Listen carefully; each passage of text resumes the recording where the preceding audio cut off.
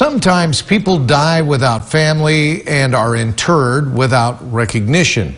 That sort of misfortune is compounded when the deceased are people who wore the uniforms of this nation's military. This morning, the Bakersfield National Cemetery sought to rectify some of those oversights with a special ceremony. 17's Robert Price has the story.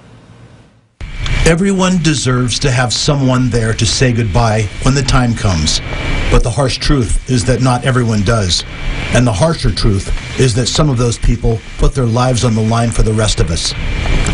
With that in mind, the Bakersfield National Cemetery held a special ceremony to memorialize veterans who were interned there over the past year without the participation of family members.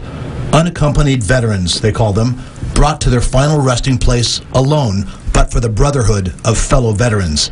7 veterans, all previously interred, were recognized on Wednesday. Fellow veterans Jim Rice and Jim Carmichael were among those there to salute them. We never forget we're all brothers. It's part of the brotherhood. There were 7 of them. They died alone. No family, no relatives. There was absolutely nothing. It's like he's saying, it's a brotherhood. We never forget them.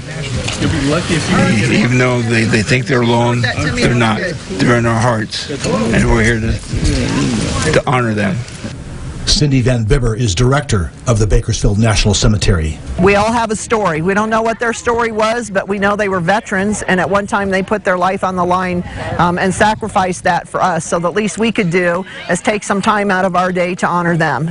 Wednesday's ceremony was the first of its kind at the National Cemetery since 2019. The first without restrictions on the number of attendees, and the crowd was substantial. That, Rice said, was good to see. It's very important to me to see this type of turnout in the community.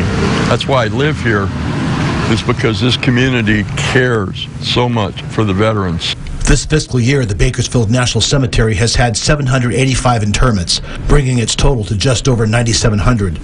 All had fanfare and family. After today, the same can be said for 7 Army veterans: Chris Latronis, Connie Johnston, Anthony Anderson, Robert Brandt, Stephen McCaskill, Bobby Swanson, and John Ardoin. In Bakersfield, Robert Price, 17 News.